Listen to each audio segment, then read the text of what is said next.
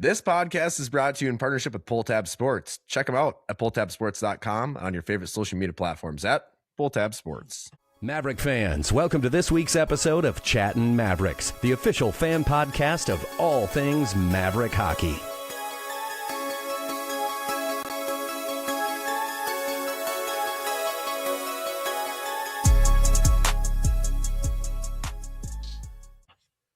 What's up, Maverick Nation? Welcome into episode 20 of season 2 here on the Chattin Mavericks podcast. Mavs take 4 out of 6 points against the Beavers this weekend. We're going to break it down. I'd say semi-successful weekend, I guess. But we're going to break it down and bring on a really just awesome interview that we just wrapped up with Somo. So can't wait for you guys to hear that one. That was a fun one. And then we're gonna preview a huge weekend down in Bowling Green because it is about as tight as you can get in the CCHA after this weekend. So before we do that, though, Chad, how we doing? Oh man, it's a big weekend. We got the district tournament starting tonight. So if they lose, they're done? No. So if they take 2 teams out of our district to go to regionals, so they still have a chance if they lose tonight. But we're coming in as the number 1 seed. Hopes are high. We'll see. We'll see how this shakes out, but it has a different feeling this year because it's Austin's last year of youth hockey. Yeah. So we'll be moving on to high school after this. So we're just hoping we can prolong the season as long as possible. How dare you? Not a chance. Anywho. Yeah. Way to shit on that. But moving on. Nice podcast guy. No, I'm not worried about it. Do you want to update him? Update anybody on, or not update? Give a realistic score prediction for the game tonight. Who are you playing and what's the score? We play Rosemont. We've played them 3 times this year. We beat them all 3 times. But they've been playing well lately. I guess they beat some teams they probably shouldn't have. So we'll see how it goes. I still think we win. 5-2, 5-3. How do they? Is it like bracket single elimination until the winner goes to the regionals? It's double elimination. So in our district, there's only 4 Bantam A teams. So we played District 2 all year long, and then for the tournament, there's just 4 teams, and they're taking 2 to regionals. So you have a 50% chance of going to regionals. I guess so. Yeah. Must be nice. I don't know. We never really see. We try to start talking nice, and then just come in there and just another dagger. I don't think I ever really made districts because I think we didn't have enough fair play points, and they said take a hike, guys. So. I mean, everybody makes districts unless you opt out. Yeah. Oh, well. Pulling a Tom Wilson and Pee Wee's, just fighting in the Olympics. What that mean? Juts, how are you doing, buddy? I've recovered since Friday night. That was great. Brutal. Fantastic. Yeah, it's been a good week. I have to work tomorrow. No kids. So that'll be a break, and then I have Friday off. Going to see some East Coast hockey. So excited to see my cousin play professional hockey for the first time. Where's that going to be? They're not on strike anymore. Oh, you're going to... Okay. Yeah. Shout out TJ. Saw my cousin before I did. Yeah. TJ. Unfortunately, Souds was facing a suspension for fighting after the game. So he didn't get to see him play too. But. Tom Wilson of the East Coast League. Tom Wilson will be the next captain of the Capitals. Nope. Not going to happen. Not seeing it. How are you? Not going to see it. I'm good, man. I am all just Team USA. If you can't tell, and even if you have any doubt about my real allegiances, I got the USA Maverick on underneath. So we are yesterday. The same exact outfit. Yeah, I actually slept in this whole thing, hat and all. So beer buckle, jeans, boots. Just went right to bed last night after the game and woke up and I'm like, let's record a podcast. So here we are. Yeah, man, I'm all Team USA.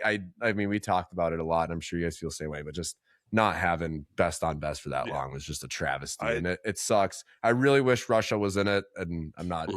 I don't think that's a political thing. I mean, everyone in hockey saying like we need Russia in it because they would just be another absolute powerhouse to watch. But there's the 3 powerhouse teams, and then you'd have the 4th with Russia. Yeah.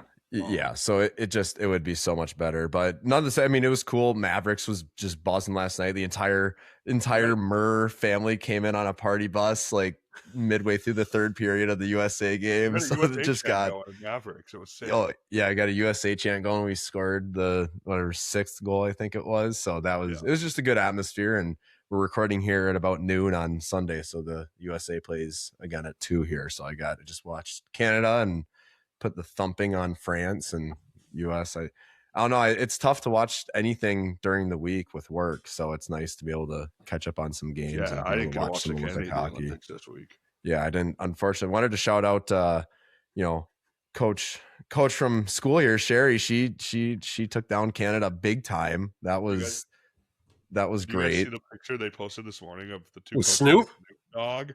Yeah. No, I didn't. Is that on Twitter? Yeah, send that to me.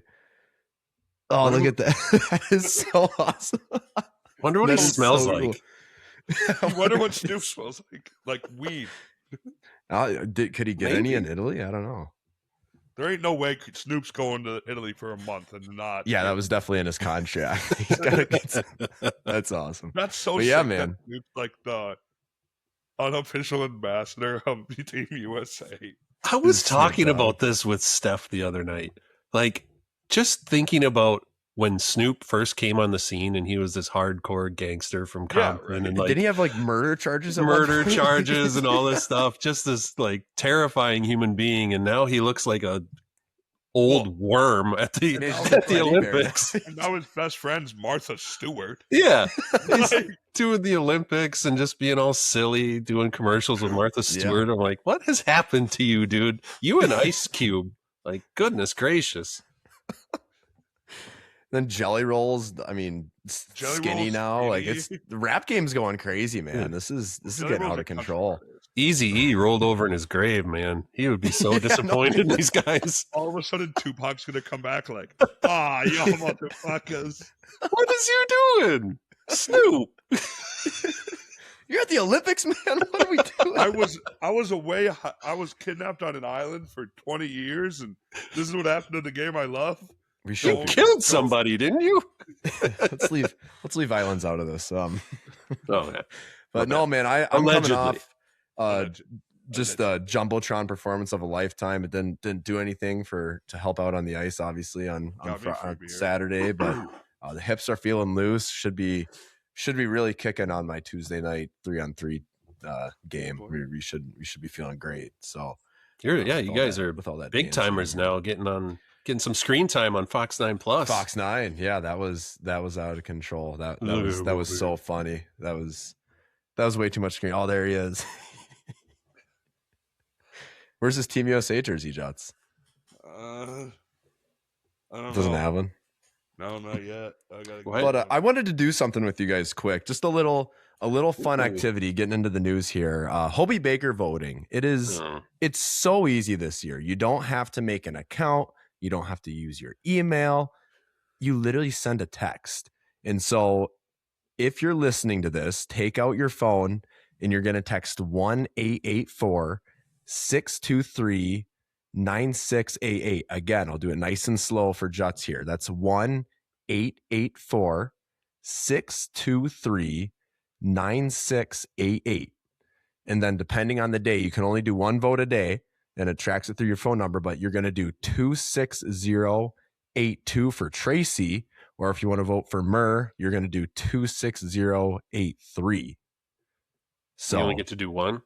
And you only get to do one a day. So I've just been alternating days. So, but it is literally that easy. Take out your phone and text that, and that's how you cast your vote for Hobie. So I'm not sure how long that vote is open for anymore. I'd have to look that up, but do it. It's that easy. Support the guys.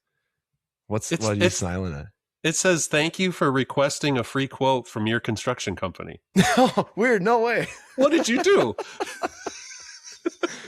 You're Venmoing I can't believe I fell for that. Oh man, but it's that easy, guys. And for all your remodeling needs, Watkins Construction, give me a call. No, I'm just kidding. Like we said, shout out to Sherry and getting taken down Canada. Was it 5-0? Just complete domination. 5-1. 5-0. So. I don't know who did the Vegas odds for that, but they obviously don't watch USA women's hockey. The line was set at like 1.5. Oh, really? Or we were favored by 1.5 goals. I'm like, we're gonna win by 7. Did you put your savings on it so we can get a suite? Yeah. Well, no. I told him we got the deposit, bro. We got to get going on that. But yeah, so wanted to show that out. Those games, it sucks. It just sucks that you can't watch them really during the workday unless you got a TV that you can kind of throw it on in the background. But I'm running around so much typically that I'm just not. Who would do that while they're not working? able to? Yeah, who would do that while working? Cool little Evan Murr random stat from Matt Dean on X here. Since they've tracked individual player shots on goal back in I think they started in 05, 06. A Minnesota State D-man has never led the team.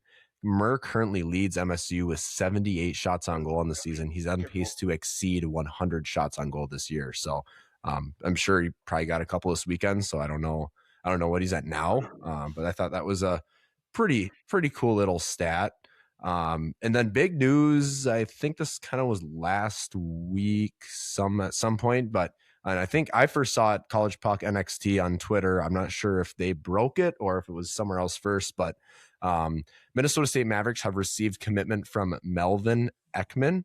So the 06 born forward from Stockholm, Sweden, has 31 points in 44 games during the season for the Fighting Saints in the USHL. So welcome to the Mav fam. That's sounds like a pretty good get. Pretty excited on Twitter for a lot of people. So you know what horns up is in Swedish?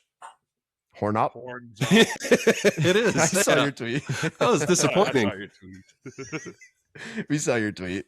That was awesome. should horns translate up with pretty well. Another S or something. There was 2 P's. Oh. Horn up. I thought it would be way cooler. Like we could have this new word we could say, but nope. If it was something crazy, we should recruit from China or something and get horns up in Chinese or something like that. That would be crazy. Try to pronounce that. No. Oh, that would be cool. But yeah, welcome to the Mav fam. Chad with a banger tweet as usual there. Dude, no better banger tweet than when last night when someone said that when Seth tweeted that he scratched the car. And then Big Bang said it's Jared Rabeda. Answers to podcast boy. That was so funny. I was a little sad after the game, and that just cheered me right up. That was so good. And his response when I said suspect was last seen leaving rounders with the boys, suspect still at large, and he just goes, "Yeah, sure, large." Oh yeah, that. Dude, I mean, we can. Sweet. We can get into that just maybe a little bit when we get into series breakdown, but meeting Jared in person both night, just chatting with him before the games was awesome. Just such a beauty, and that was awesome. Got a lot of feedback on last week's show that people really enjoyed that. He knows what he's talking about. New Maverick Made came out Friday at noon before the game. Chad, kind of exactly what you really been calling for. Just a really good look behind the curtain. Love seeing the video stuff, seeing Scoots and his staff in the equipment room. Wheels and Trace in the classroom and Armstrong takes me back to my miserable accounting class in the basement of Armstrong. It's just had a little bit of trauma response from that video, but I mean, shit, they even got into the fella's house at College Town. That was cool. Was awesome. Chad, I'm sure you enjoyed it. Yeah, I mean, you're exactly right. That's what I've been asking for all season is more behind the scenes stuff, less off the ice stuff, just to really get to know the team, who they are, and how they act. Like watching them play marbles, that was we got cool. a little bit better of a intro there. Now we kind of understand what they're talking about when they that was awesome. Talk about Juts, did you make it through all 17 minutes of this episode? Yeah. Liar. All right. No, it was cool. That's the cleanest I've ever seen that college townhouse. I can tell you that. They must have had someone come and clean it before that video. We need to get some updated Frozen Four 4 and national title stuff in there, though. That needs a lot to be less priority. holes in the wall than there normally is. So Must have fixed it over the summer. Swimming won. Yes, yeah, they announced that at the game. Got a big rise out of the crowd. So shout out. Was it swimming and diving? Right, is technically the. I think that's what it is. Yeah. Yeah. So, what did they win? We should look that up so we don't sound like complete morons. Pretty sure they won their conference. That's what I saw. It was on a lot of stories. Let's see here. Doing this live. NSIC champions. Yeah. Yep. So yeah, shout out them. Swimming and awesome. diving. Yeah. Horns. And then women's basketball won. Was that last week? Did we talk about that, Juts? Yep. Did we covered that? Okay, good. I want to make sure we get that. They have their last regular season game on Thursday to remain undefeated through the regular season. Damn. Okay. Maybe get over to the Taylor Center there and see if we can go undefeated. That'd be kind of. Maybe I'll wear my USA jersey, my cowboy hat, see if I can get on the jumbotron there. That'd be. My boy. That'd be fun. That'd be really cool. Last bit of news. Alex Tracy named Richter Award finalist. No doubt there. Just kind of matter of time before that came out. No semifinalist. Yeah. Was it semifinal? I guess I just kind of wrote it in there. When I think it's is that what 10? 20? Yeah. I think it's 10. I think it's 10. Then they'll do the finalists. Pretty sure it's 10. In a week or two. And then do they do the hat trick too? Well, they won't do that for another couple weeks. Well, yeah. I don't think, but yeah. So shout out Tracy, and this weekend he looked. We'll talk about it here in a second, but he looked absolutely spectacular. It's gonna be hard to beat Trey Augustine. Yeah, they're kind of having a year. But if anyone can do it, it's Tracer. You got anything more that I missed on news, guys? Anything you think that we should throw in there? Tracy's also the finalist for student athlete of the year. Yeah, is it Hockey Humanitarians Association, HHA? Yeah. So yeah. Along with Adam Fleming and Lucas Whalen. Mm-hmm. Yeah, that's right. That's the first of the CCHA awards. Oh, you're talking the CCHA award one. Yeah, and then there's that Hockey Humanitarian thing he's up for too as well. Yeah. So that's got to be a lock. You would think, yeah. Did you hear Strand talking about him in his presser? Just completely, absolutely gushing over what a great human being he is, what a great student he is, what a great hockey player he is. Yeah. And I've never heard anything different from anyone ever. Like, I feel like that award is a lock for him. It should be. Yeah. I cannot wait to see where he ends up. The award. They just rename it the Alex Tracy Award. I'm really excited to see where he ends up after college, whether that's playing pro or if he decides to maybe go a different route. And I just hope he kind of sticks around Mankato and is able, because he like guys like him build culture, and wherever he ends up is just going to be all the more lucky to have him around. So I hope he stays around here. That'd be awesome. But I wonder if coaching is in his future. That's kind of what that's is that what you were getting at? I think kind of, well, whether it's coaching or just kind of being involved with the program to some extent, or, youth hockey and, coaching goalies or whatever, maybe working with Eddie or whatever. But yeah, it'd be cool to keep him around. But I thought you just meant as a human being, keeping him around Mankato. Yeah. Juts and him are going to get beers, right? So, I mean, they'll be, but, yeah, no, that'd be awesome to just keep a guy like that around, but we'll see. I'm sure he'll get his crack at pro as well. I mean, just with the numbers he's put up in college, you can't, he's going to get a shot somewhere. You have to assume. So, should we talk about Bemidji guys though? I think that's all.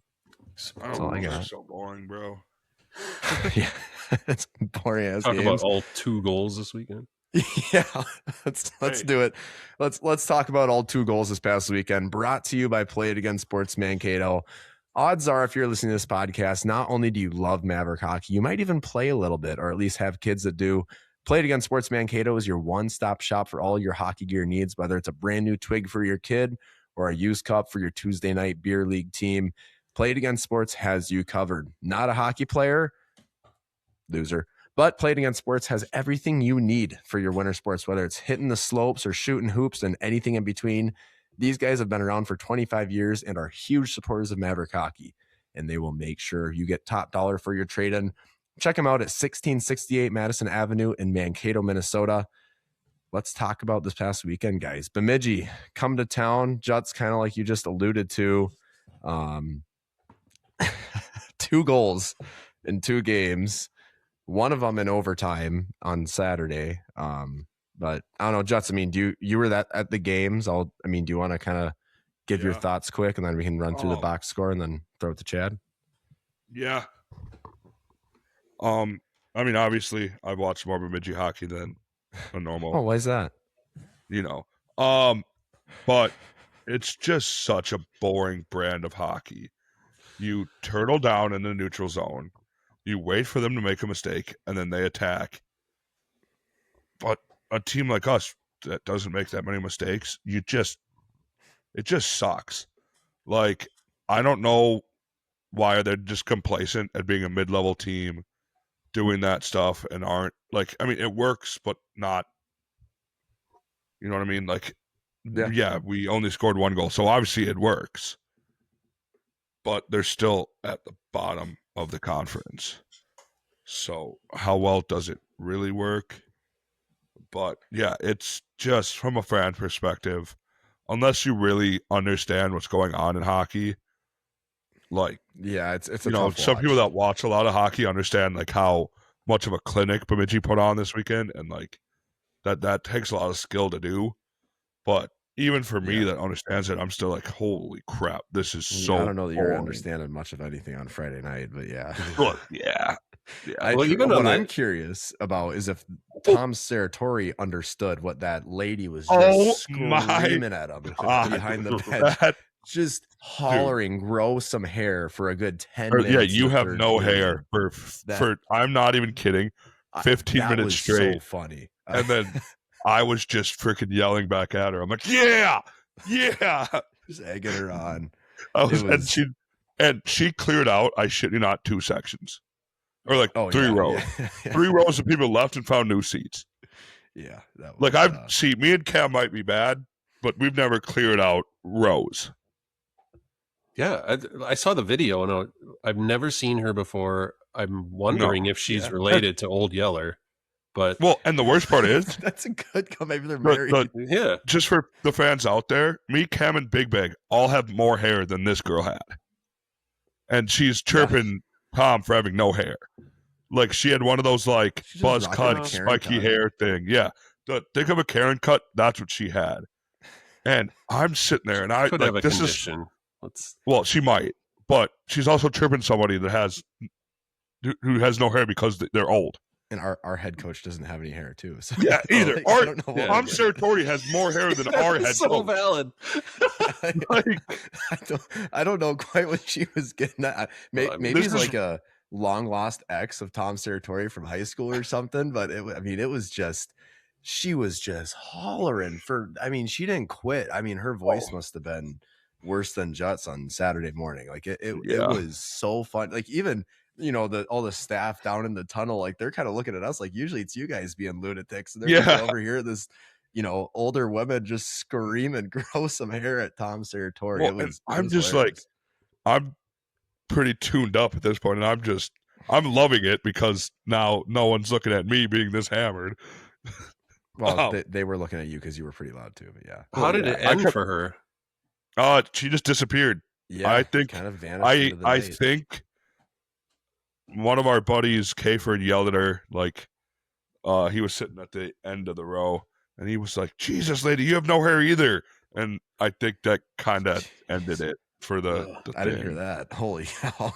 Yeah, so I don't think it was Kayford, one of his buddies or something, but he, yeah, and then I don't know. She just disappeared after the game. Like, I looked over. They usually do. Stuff, she laughed. You know what I mean? Like, yeah. So I don't know, but it's bad when like people are texting us like, "Geez, normally it's you guys." Everybody has that moment where they're just absolutely buckled, and even in that state of mind, you have that moment where you're like, "I got to get out of here." Yo, yeah. Yeah. I mean, not a lot to, I'll throw it to you after we kind of break down this game quick, Chad, on the score, on the box score here. But I mean, not a whole lot to talk about in terms of scoring, because what we thought was a goal in the first 90 seconds of the game came back. It was a really nice, kind of like a, Like fast Tristan. break, odd man rush kind of deal, like 3-on-2. I'm not sure who passed it, but Tristan got a pass, kind of coming in the slot, made a really nice move. I think it was like backhand, forehands, pretty much just skated around Hildebrand and tucked it in. And nothing on that play you would have thought would have been even remotely reviewable. And then all of a sudden we're sitting there for 5 minutes because another famous CCHA game break review. Scholl at number 5 were kind of going back and forth, like coming into our zone. And then number 5 on Bemidji comes down, basically cross-check Scholl in the rib cage. And I posted this on Twitter. You can go watch it. And then you kind of see Scholl, what looks to be try to like shove him down, but then it kind of looks like Bemidji's guy loses his balance a little bit and he goes down. And then the camera cuts to the puck in the corner at a different angle. And somewhere in there, I don't know if it was on the original shove down or if it was afterward or whatever, he gave him another shot. But apparently Scholl speared him at some point, and that was over a minute ago in a different zone, several different possession changes in and out of different zones, and then we go score. Anyway, Bemidji challenges it, goal gets called back, and Mavs have to kill a 5-minute penalty to fucking start the game. So that was pretty it's pretty disappointing. I thought it was absolute clinic on that penalty kill. So they played that pretty well. Second was slow, no scoring once again. Second was really slow. I think Mavs had better the chances, but even that, like Luigi got robbed, probably won a little bit more on that shot, like we talked about with Somo there. Zeddy had a couple of backdoor looks too that just didn't go in either. But game didn't really wake up till we scored in the third. Jack Smith getting his 9th of the year. Ean Somoza and Alex Zetterberg. So I actually got that wrong. He's points in 4 of his last 5 games is Ean Somoza. So nice going, Cam. But do your research too. What's that? Let's do your research. Yeah, do your research. But yeah, Zeddy and Somo getting assists on that goal. So that was nice to see. And that's all the Mavericks needed. Mavs take it away. 1-0 win, shots 20-22, slight favor of Mankato. Bowling Green actually had a lead in expected goals just by a little bit, 2.4 to 1.9. But Chad, I'll throw it to you. Did you catch much of this game? We listened to it on the radio on the way to Orono, and then watched as much as I could from a bar in Orono. Nice. So yeah, when they scored, I'm driving in the car and I'm like, why haven't they dropped the puck yet? What is taking so long? And I'm like, oh no. And then sure enough, they're like, oh, they're reviewing something. And I'm like, here we go again. And sure enough, what happened. I would actually throw the bat signal out to anybody listening who's good at compiling stats. I would like to see a breakdown of CCHA teams who have had goals overturned due to reviews, goals overturned due to reviews for majors, and just see it seems like it happens to us quite a bit. And I would love to see the numbers on that if somebody has the time and energy to look into that. Yeah. That would be really interesting because it sucks. Alex Tracy was huge. I don't know if you heard, I don't know where you were watching on that towards the end of the game, but Alex Tracy just huge with the empty net. Couple of just, one of those games where the shot count isn't huge, but just every save that both goalies had to make was spectacular. Came up big on the penalty kills too, especially on Saturday. It just, like you said, Juts, you kind of broke it down. Just a boring game, like just two teams battling in the neutral zone. Then you come in, you get a shot, and it's right back out. It didn't really feel like either team was set up in anyone's zone at any given time for more than 30 seconds. Like the goal we scored that got called back was we were in the zone for maybe 7 seconds. Like it wasn't like we were there passing around looking for that perfect opportunity. But yeah, I mean, obviously Scholl gets the gate for the game for that 5 in a game. Unfortunately, that was just frustrating. And also Greg, who we had on the show a couple weeks ago, he did mention too that the reason why the Midco broadcast and the scoreboard didn't get any other angles of that play was because whatever, I don't know if it's like an actual machine or if it's a technology or whatever, but whatever they used to get replays for the broadcast was down. So we actually couldn't get any immediate replays on the Midco broadcast. And you could kind of hear it on the feed when I tuned into Midco, is like, we're not seeing it, whatever. Not sure if we're going to get a replay of this or not, but because I wanted to see a replay and they didn't show it on Midco in the rake. But so that was kind of an interesting twist. Obviously the ref system is completely different, so they had every camera angle, but yeah, just frustrating start. And we'll hear from Ean Somoza on how they kind of handled that. But you guys got anything more for the Friday game, Chad? Maybe not necessarily for the Friday game, but to Jess's point about the boring style of hockey that Bemidji plays, we didn't get to see it this weekend, thankfully. But when Bemidji goes up on a team, they double down on it. It gets it is so much worse. Yes, it's unbearable to watch if they get up early or at any point. I remember I was like talking to some of their parents before the game at Rounders on Saturday. And I was just like, I don't know how you guys watch every one of these games. I'm like, just like in the most respectful way possible. You guys play a boring brand of hockey. Yeah. Like, I don't know, like practicing's got to just be so boring. So actually, we're just going to practice between the blue lines. Like, screw the goals. Screw our goal. They don't have the money to zam the whole ice in Bemidji, so they just play in between. They play in the neutral zone for practice. Like, it's ridiculous. Yeah. But yeah, let's hop to Saturday quick. If you like a 1-0 hockey game, you were in luck on Saturday because we got another one. Bemidji in overtime over Mankato, 1-0. Obviously, Mavericks take 4 out of 6 points on the weekend, which going into it, we really wanted 6. 5 would have been great, and 4 is kind of the minimum, is kind of what we were saying going into it. And we'll get into the standings and what happened elsewhere in the CCHA here in a second. But Oliver Peer gets his 18th goal of the season. That must be their only offensive player on Bemidji State.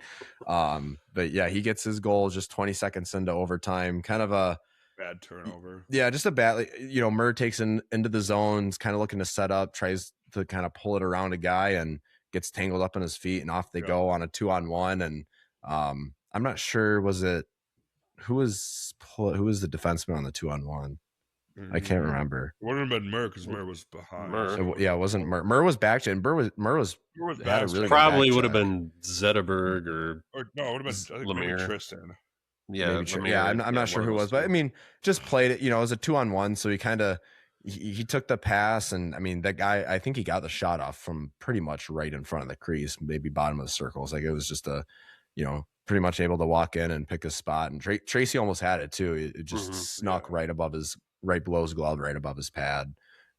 Bummer way to end the game, but a little bit better of a crowd too. Both nights over 4,000, which was nice. A little bit better of a crowd on Saturday, according to CHN, 4,400 on Saturday. So good to see. I mean, the rink got into it, for as boring of a game it was. I thought the crowd was actually pretty good. Shots 23-18 favor Bemidji. There were times in that game, I mean, Bemidji, especially in the third period, when we had to fucking hunker down on the penalty kill, it was they had kind of the share of chances. But yeah, really slow first. I'd say Mavericks had the better chance. We started our first line, which I thought was unique. We usually don't do that. I think they came in, they had the crossbar in the first 30 seconds of the game, so they had a really good start. Second gets super chippy, and Chad, I'll throw it to you. It just Humpka takes just a really, really hard open ice hit, and just it looked ugly, sounded ugly, and man, you feel for the kid. Oh, that was brutal. He's been one of the players I've really enjoyed watching this season. Just watching him step in as a freshman, and when he was just kind of rolling around, he couldn't move his arm. That was just brutal to see, and I felt so bad for him. From what there was nothing to suggest that it was dirty or a penalty. I mean, I heard people hooting and hollering, but there was The nothing that only I thing- saw that suggested it was. I think he gave him a little shot, maybe a little cross check to kind of Yeah. the back of the Did he? head Okay. after he Yeah. hit him. I didn't see that, but we went over to the student section after the second, talked to some people, and that's kind of what they were saying. Because I mean, I'm going to join into the booing because it was like people were pissed. The whole rink was pretty into it at that hit, and so they were saying there's maybe a little bit of a shot to the head after the hit. I don't. Okay. I didn't really see a I was replay just of it. thinking like it's just one of those hits that like you really don't have to make. Like Hoopka was kind of falling over already. He didn't really have the puck. It was a late. He it was didn't a really have the late-ish puck. hit. Like he had just. there's gotten no rid of it, I reason to guess. make that hit. Like it's not gonna really affect the play of the game in that situation. Yeah, and it's just like when Bemidji has some dirty players like Casper Magnuson. Never gonna forgive him for what he did to Adam Isaac, leaving his feet and murking him in the head. it's my friend. But it's just it looked to me like he had two hands on his stick. Yeah. Giving him a little bit. Also, weird one in chat. I don't know if you caught it too, but in the second period, the only penalty of that period, and I think this might have been why people were kind of upset, but Reed Moore gets a 2-minute for goaltender interference. It was he got cutting pushed into the in there. crease. Yeah. Yeah, he got pushed on top of what's their goalie's name? Magnuson?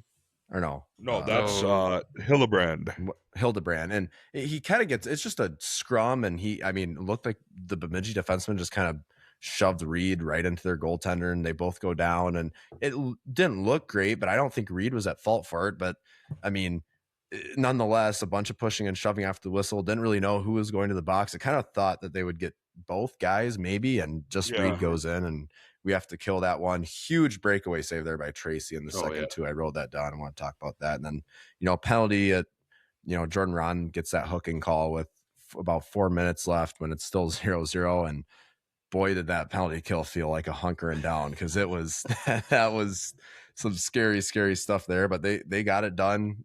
Tracy looked good, and the penalty kill's perfect on the weekend. So I don't know, Chad, thoughts on the whole weekend or Saturday or what have you?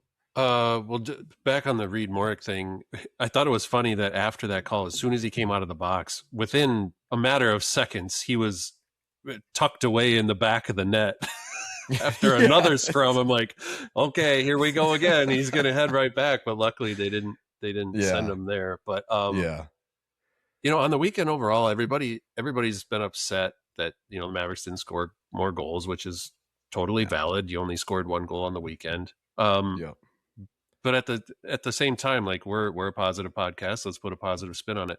How many times were they just right there? Waddy on Saturday, I feel so bad, dude. Waddy could have had a hat trick. Could have had a hat trick last Saturday. Just the most snake bitten looking player out there on Saturday. Don't say that. People get mad.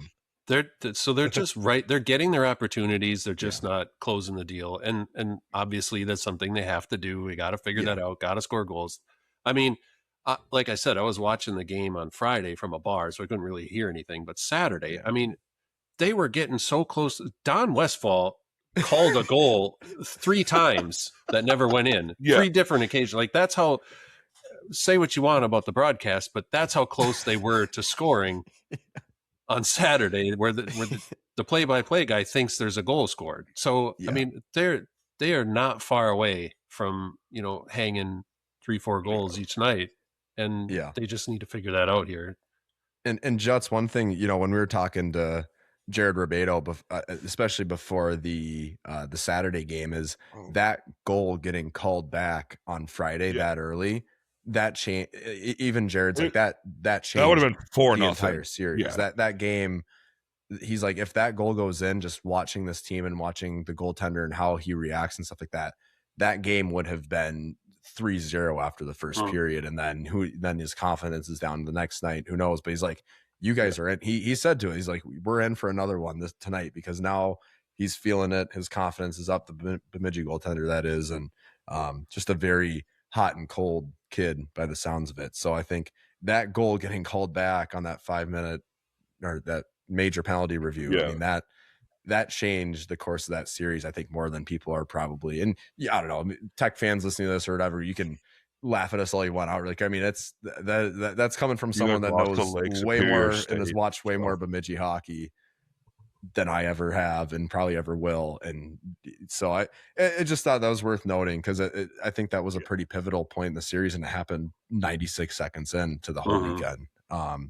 And one thing too, and I'll throw it to you, Jets, but I look at this kind of like that Tech and Northern rivalry where no matter how good or how bad one of these teams are, this is one of those series that all that kind of gets thrown out, and it's gonna be two tight games no matter what. I mean, we saw what was it, like 7-8 Bemidji game a couple of years ago that was just nuts in the first period. Then we just saw the 2-1 goal games this weekend. Like, it's just, no matter how good or bad these teams are, always seems to be these just tight, hard checking defensive games. And it doesn't really matter what's gone on the season before or after. It's just kind of how it is.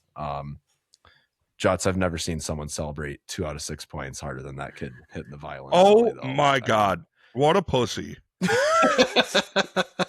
Gotta Sorry. cut that too. No way. Yeah, That no. stays. No, all right, we'll keep it. What are you doing? You guys are bottom of the CCHA. I mean, they're right behind you us. literally, for all intents and purposes, got shut out 2 games straight. You did not score a goal in 120 minutes of hockey. Tracy had 2 shutouts, if you think about it. Yeah. And the fact that Tracy had 2 shutouts and we didn't get 6 points pisses me off. But what are you doing hitting a violin, Sally? You guys haven't won a game in like 3 weeks. Like, or you know what I mean? Like, you won last Saturday. Actually, I think they won 3 Saturdays in a row. But like, you're having a down year and you're hitting that, Sally. Like, just get a life. It was kind of funny, but it was. But yeah, Tracy put a shutout together both nights, and the boys can't pump one in. Yeah, like, it's a little frustrating. For sure. But I get it. Like I said, Bemidji plays a style of hockey that's really hard to score. And we're, like Chad said, 4 chances away from, I mean, we like, could have 5 inches goals away 4 times. Mm-hmm. So we didn't play bad this weekend, but it's super frustrating when. It was great to see Conrad back in the lineup too. Yes. I thought he looked great. He that was slid right cool. back in. It's really good to have him back this week, especially because 2 on Saturday, I think, right? Because I don't see Hoopka playing next weekend. Yeah, hopefully we get an update on that during the week. But yeah, that didn't look good. I don't know what he said to his mom. He was coming off the ice, but it didn't look great. Yeah, I mean, that looked dislocated, right? His arm was hanging there. Well, a dislocated shoulder, you can come back from faster than people think. Right. For sure, yeah. But we don't. I mean, it could have been. That's the best thing. But the way he held his arm, it felt like collarbone to me. But the way his shoulder was hanging there is how my shoulder hangs when I pop mine out. Where like I can't move it. Like it just kind of like it's just there, and it hurts like shit. But then you pop it back in and you're sore for 2 or 3 days. Yeah. And no, like I was sore for like a week and now I'm back. So according to Juts, when it pops out, it just kind of hangs there. Got it. It does. Shoulder, any body part, any part of your when it pops out, it just hangs. It just hangs there. Swing low, sweet chariot. So best case scenario is just a dislocated, but from the looks of it, it kind of looked collarbone-ish. Professional medical opinion here on the show. Hey, my mother's a doctor. I know a thing or two. Got it. Also saw, Chad, I don't know if you got this, but Wheels left the game for like a shift or 2, had to go back, and I don't know if he got taped up or he blocked, or no, he took a hit. I kind of saw it happen. I'm like, oh, that didn't look great. And well, he took a hit and he's just kind of limping off. And then he went down the tunnel, and then like none of the training staff really looked all that panicked running back there. I think I can't see what happens once he goes down the tunnel, but it looked like and then someone else left, right? Waddy left, and he didn't come back out for overtime. And obviously overtime was short lived. So yeah, I don't know if he would have came back or not, but that's something to maybe keep an eye on. Really bummer too, because he was just having one of those nights where it just wasn't bouncing his way with whiffing on chances and stuff. And I mean, he could have had a hat trick, and then he gets injured. I didn't see what transpired to cause him to go off, but I don't know, something to watch for. They don't really call that stuff out on TV, which is why I love our seats, because you get to see all that stuff. You get to see when they come off, when they come back, what's going on. Yeah. It's great. But yeah, they don't really call that stuff out on TV unless it happens on the ice. No. So I don't know. I mean, like I said, I'm not. Yeah, 6 would have been great. I think as tight as things are, we needed 6. We needed 5. 4 is better than 3, I guess. Pretty much everything else we needed to have happen for the most part, and we just didn't hold up our end. And that's kind of been a problem with us this year, where we've just shot ourselves in the foot, where the rest of the league's kind of helping us out, leaving the door open for us, and we just refuse to walk through the door. We close that door, we lock it, we make it hard, and we try to go around. Like, just freaking do what you have to do, and we'd be in the McNaughton Cup. Just makes this weekend that much more important. Chad, you got any more thoughts on this weekend before we throw it over to Somo? I mean, I agree with everything you guys said. Every week that goes by with the way St. Thomas is playing, it just seems like winning the McNaughton is getting further and further out of reach, no matter how well we play. So, aside from that, getting into we can maybe sneak into the 2 spot, probably get into the 3. If we keep winning, we got to see how things shake out. But I mean, right now, let's just get home ice in the first round. Yeah. And honestly, we could be seeing Bemidji in that first round, the way things shake out. So I don't want to watch. Like, that's the only thing I'm glad we don't play them 4 times. The rivalry's cool, but watching 4 games of Bemidji sucks. I'll have to sit down and just kind of look at different scenarios. I should have done it before we recorded, but we'll look. Just see where things could shake out. I mean, we're still not mathematically eliminated, I don't believe, from anything.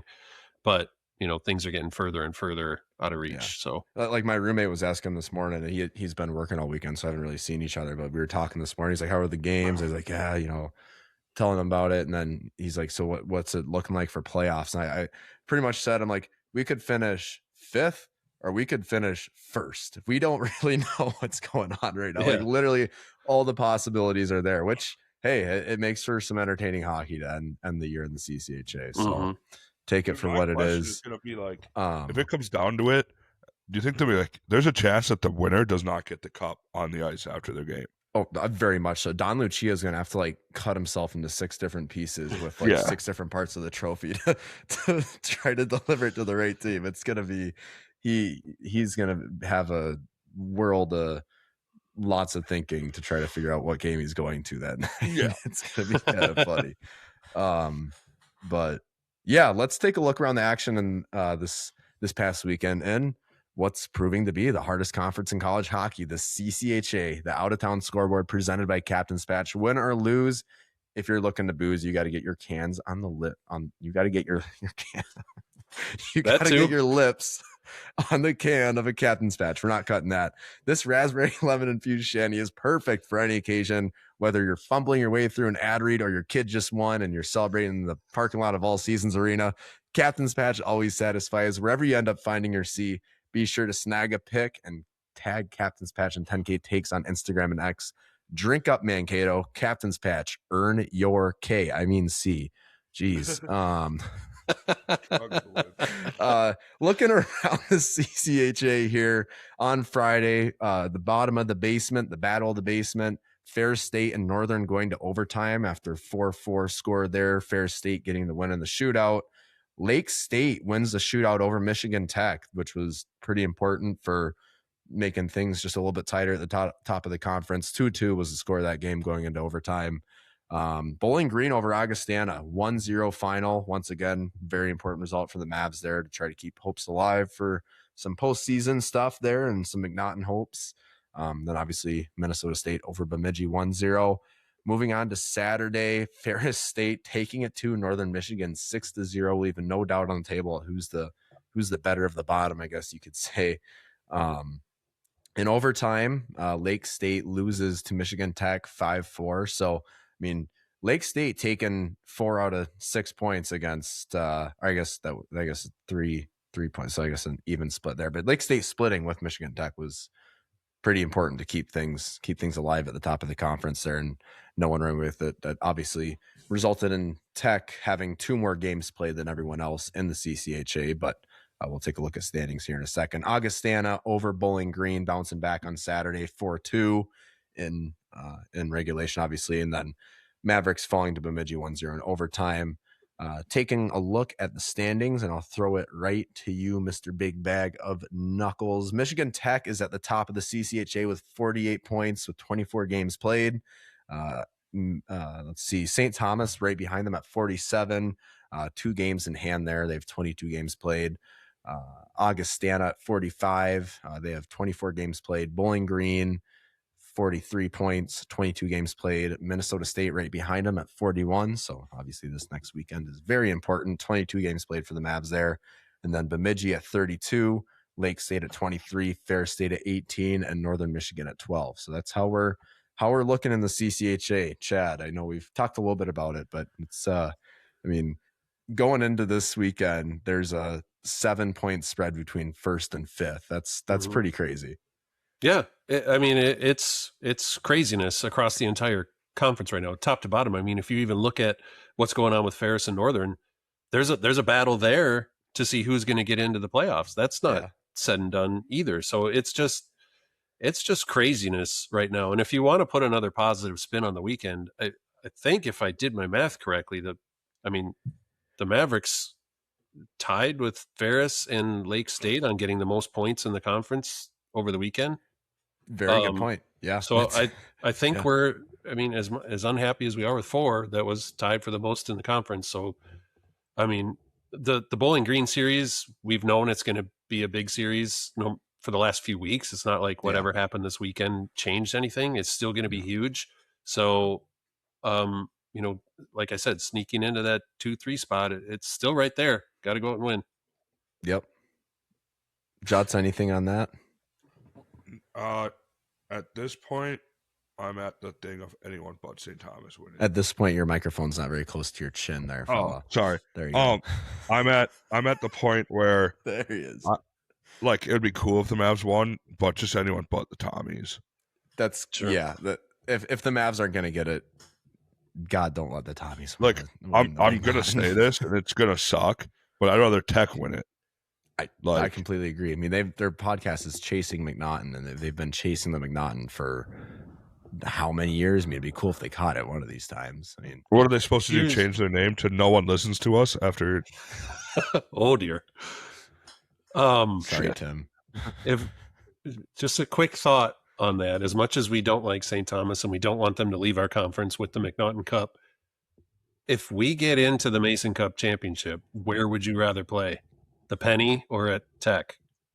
Oh, I guess the Penny, because we could go. Yeah, and it'd be a home game at the Penny. It would be a home game. Yeah. I would if it comes down to that, I would much rather St. Thomas win the McNaughton. Well, for St. Thomas fans, they better hope we don't come, because their statue with Big Bag, it's in trouble.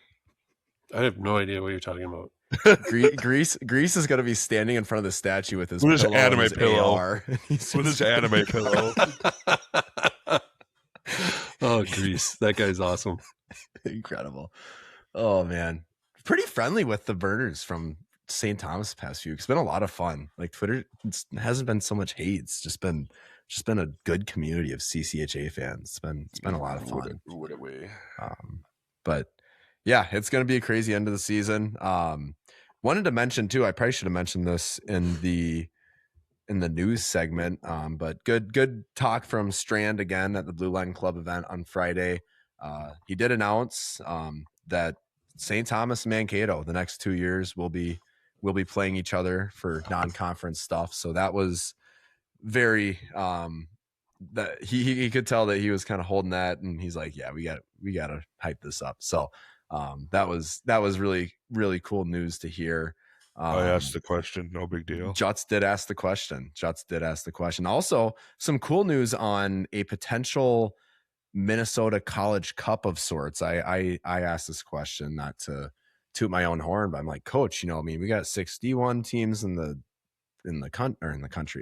state now. Like, you think we could get some kind of interstate cup going? He's like, yeah, actually, me and Coach Sandelin at UMD, we've been really kind of throwing around the idea. There's a big university in, I guess, was it St. Paul or Minneapolis or whichever town that place is in that doesn't want to do it. So they're scared, dude. They're the worst. They're the worst team in Minnesota. They're the worst team in the state right now. But do it without them. But yeah, so there are talks. There are talks of a potential Minnesota College Cup. He mentioned like maybe like you do it during the week of Christmas or New Year's or something, where it's kind of like a traveling tournament that goes around to different sites in the state. Just something would be so cool. So hopefully those talks continue. And look at you guys doing Moscow. journalism. I mean, that's awesome. Good for you guys. Journalism. We also wrote you in dancing. as a Blue Line Club, and it didn't work. So sorry. He spelled big bag wrong, so it didn't go through. I did. How baller would it be though to just not even invite the Gophers and bring like Augustana in instead? That would be like, awesome. Sorry, boys, you're out. Yeah, Nodak, that'd be fantastic. Just leave the Gophers out of it. That would be hilarious. It would be funny. We have 4 other teams. Like, we can just do a 4-person team. It would be fun to have, like, I mean, an 8-team tournament in the middle of the year would probably be too much, but it would be cool to bring in, an alternating. If you do the 6 teams in Minnesota and then on an alternating schedule, you bring in Wisco, you bring in Omaha, you bring in Nodak, you bring in Augustana, you bring in those other kind of local schools kind of on a rotating basis from year to year. So you do get a little bit different of a look at the spread every year. But yeah, man, it would be so fun. Like those games would just be out of control. Like whether they do them all at the X or they did them at Mariucci or something, like it would be so fun. Were you guys in college for the North Star College Cup?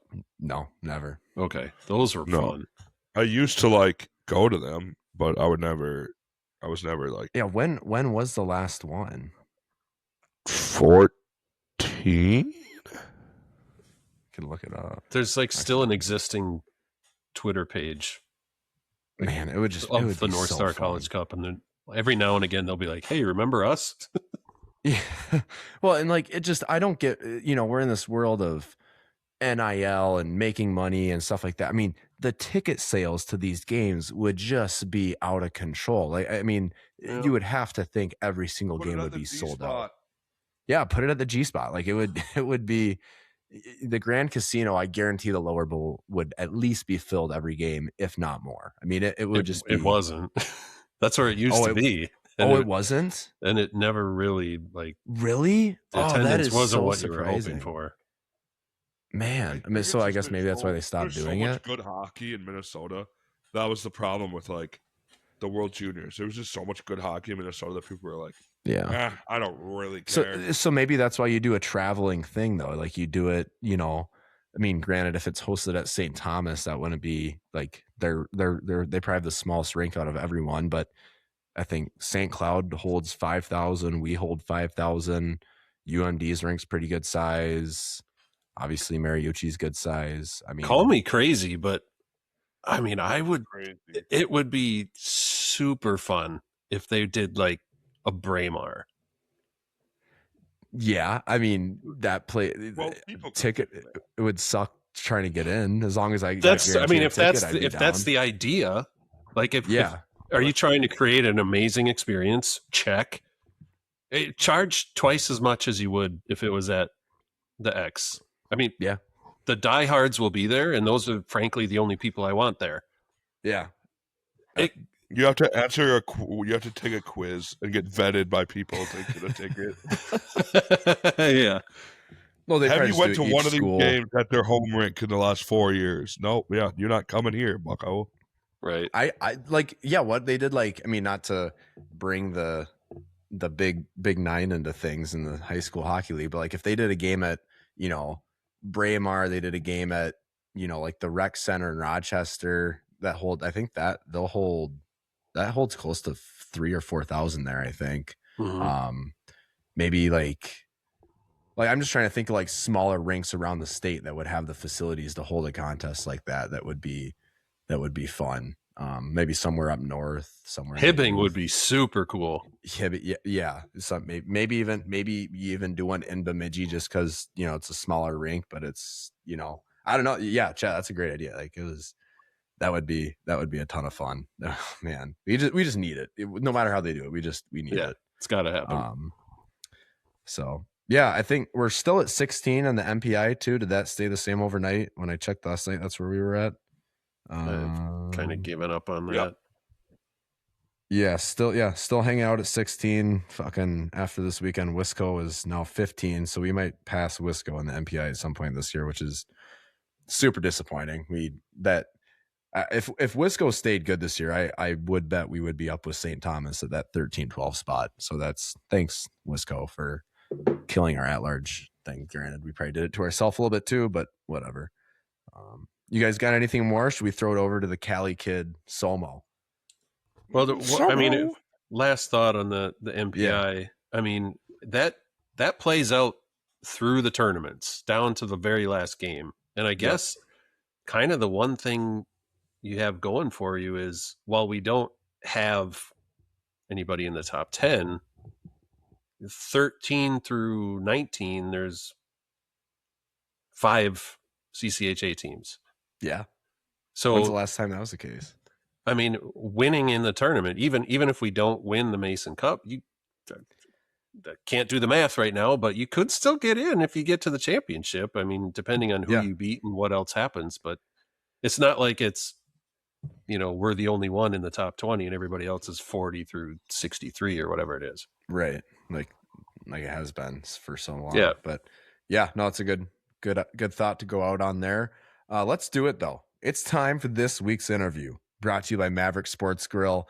Located on Front Street, Mavericks is just a short walk away from the Mayo, making it the perfect spot for a pregame meal and drink with penalty box booths, more Maverick memorabilia than the bookstore, fantastic food, a mini Jumbotron, and a wide variety of drinks with Tracy and Murr drinks now. They got their own special drinks. I didn't have one, but they look pretty tasty. They got a little light in them. Too fruity for Cam. They do look a little fruity, which there's people out there that would say that's my thing, but believe it or not, it's not. More of a Miller Lite guy. But you're going to feel right at home as a member of the Mav fam. Be sure to stop in next time you're hanging out downtown Mankato. Let's throw it over to this week's guest. All right, joining the show this week is a junior forward from Simi Valley, California. He transferred to Mankato from Western Michigan this offseason. We are pumped to have him on the show. Ean Somoza, welcome to the podcast. What's up, guys? Thank you for having me. Absolutely. So before we get into your background here, I wanted to ask about this weekend, specifically this start you guys had on Friday where, you score a goal and then it gets called back for a play that happened, over a minute before in another zone. I mean, how do you guys then you get to manage killing that 5-minute kill at the beginning of the game? I mean, how do you guys manage such a strange start to the weekend on the bench? That was honestly one of the most, I don't know, that's one of the most bizarre things I've ever, I've never played in a game like that where we score and it gets called back from a minute later and then we have to kill off a 5-minute penalty, a major. Yeah. Never had anything like that, but I don't know, a lot of discipline and composure from our team to stay together. I mean, especially coming off an off weekend and kind of starting the game with a 5-minute PK.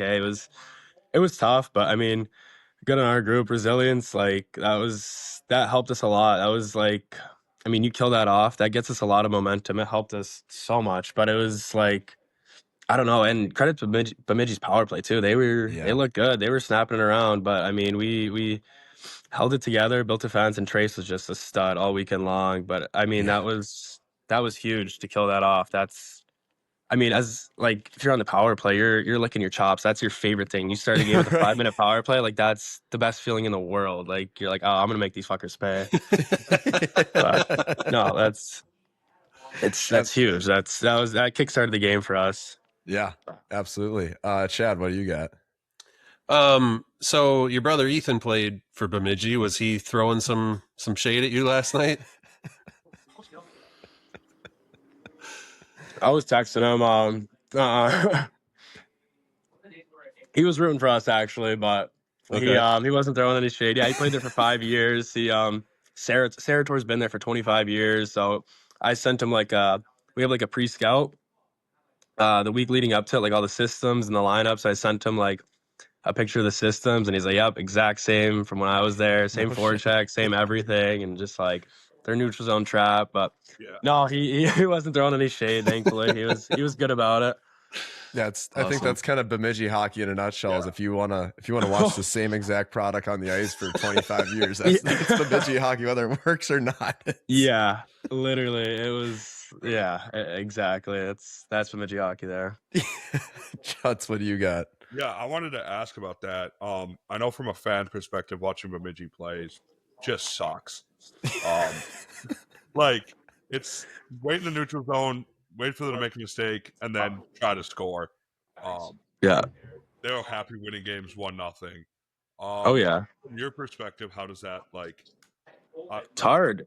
I mean, it's hard to play against them. They've got five. They run a tight trap in the neutral zone. It's hard. You don't get a lot of odd man rushes, but that's their whole game. And it honestly it felt more of like a chess match. It's like you're waiting for somebody to make a mistake. Nobody's making mistakes. It's a Yeah. lot of tip and chip, forechecks, being in the right spots. That was probably some of the most systematic hockey I've ever been a part of. Like it felt so tight and so just like I mean, there's 2 goals scored on the entire weekend. Yeah. When is that ever like? It was it's hard to play against. It's frustrating, but you can't bend or break. You stick to our systems and we play our game, and it's like it's funny. It felt like we were almost like I don't know, like playing against ourselves at times. It was just like the same systems, almost like the same Yeah. trap, and like it was like it felt like a different brand of hockey this weekend. To be honest, playing them. Yeah, no, that's kind of it's kind of what it looked like. Just two very defensive, very solid goaltending teams just going at it. And I mean, both Yeah. goaltenders were spectacular. I mean, Yeah. I think that especially that save on Luigi. I know if you ask him, he probably wants a little bit more on that shot, but I mean, that's still a fantastic save. I mean, Yeah, unbelievable. Yeah, Luigi definitely lost a little bit of sleep over that. That was insane. It's crazy.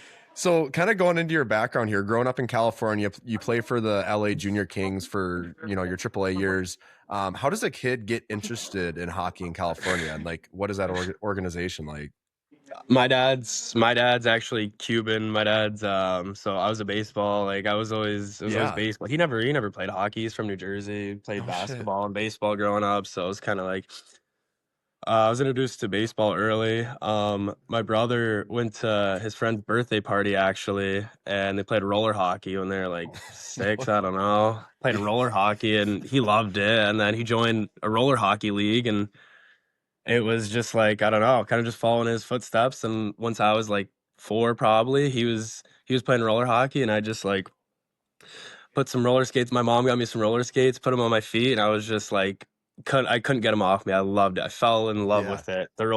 I didn't start playing ice till maybe I was like 7 or 8, but like 4 years of roller hockey, and I credit so much of my development to that, to just like growing up in Southern California, being I don't know, playing roller. Like I couldn't take them off my feet. Everywhere I went, it was like my dad would be walking the dogs. I'd go roller skate with him. It's like everywhere I went, I had him on. So it stemmed from my dad didn't even, yeah. My dad was never a fan of hockey, never watched hockey. My parents, no background in hockey. Just my brother went to his friend's birthday party. That's how it started, really. Wow. That's amazing. Yeah. That Wild is out of- story. do you still have rollerblades? You like to rollerblade around the summer quite a bit then? Of course. I have them Yeah. here in Mankato, of course. Oh, I'm yeah. waiting for the weather to get good. Today's actually Me really too. good day for it. I love rollerblading too. I was thinking about going out, but then all the sand on the sidewalks, like, yeah, I'd be ass over tea kettle pretty quick to show off somewhere. So it'd be pretty bad. That's funny. Yeah. Chad, what do you got? So it's just going back to this weekend in this series with Bemidji. For us, it's been weird because we're so used to playing Bemidji 2 series a year. This is the one and only series that you guys got this year. But coming into Mankato, did you have to get like a crash course on this rivalry to get amped up, or like what information were you given about this Bemidji Mankato rivalry before it started? I had known, especially from my brother, and it was like, Yeah. it was kind of like I had known like since I was a little kid, or not since I was a little kid, but like teen years, just watching him, and like it was always a big rivalry. Like Yeah. whenever they played like Mankato, it was known, and he said that was his least favorite thing to do, to go into Mankato and play Mankato. He hated it. Oh my God. He's like, we would just get dominated. He's like, we just stick to our systems, and he's like, they'd outshoot us, they'd outwork us every game, and we just like, just a hope and a prayer that we'd win, we'd get out of there. But I had known, and like it was, you kind of just felt it this whole week at practice, just like the intensity was turned up a bit, and it was just like, this is, I mean, every game's so important. It's also crunch time right now. There's 4 regular season games now, but it's like every game is so important. So it's just one game at a time, but I definitely felt kind of the animosity and the intensity get picked up a bit. Yeah, absolutely. Juts, you got one? Sorry, it's a little loud here. That's all right. No worries. We got Finn and Bonk and Schmitty here training. Losers. Yeah. Canadians. Fuckers. So, speaking of living with Canadians, the Olympics are also going on right now. Are you chirping a little bit with the USA-Canada rivalry? Yeah, it's kind of hard though. I mean, kind of behind the 8 ball. I'm the only American in my house, so there's not much I can do or say. I don't have a lot of backup or traction. They're all first day. They're playing Czech, and we got to sleep in that morning, and all 4 of them, they all got their Canada jerseys on. I was like, oh my God, what are we doing? No, it's great, but we're giving it to each other. There's bets already going around about Canada and US, who's gonna make it further. It's huge. It's so much fun to watch. So it's these guys at this level, see Celebrini, McDavid, and McKinnon together. It's like so fun to watch. You forget how fun it is that those best on best. I mean, not having it for how many years was such a just travesty. Like that was. Also forgot to mention the best player on Team Canada, Tom Wilson. You just got sussied, bro. Tom Wilson. Oh God. Best player in the NHL, Tom Wilson. Yeah, he's like it. Fuck. The worst part is I'm not joking. Plays a hard game. I love the way he plays. I love his style of game, actually. Power forward. He gets it done. I mean, I can't say anything bad about his game. Chad, loser. He'll never be captain. We have Dude, he will be the next captain of the Washington Capitals. I guarantee. I could see that, actually. I actually could see that after Ovi. Thank you. Chad's pissed. Before you came on, we had like a 10-minute Matt, like it got pretty loud. I started yelling pretty heavily.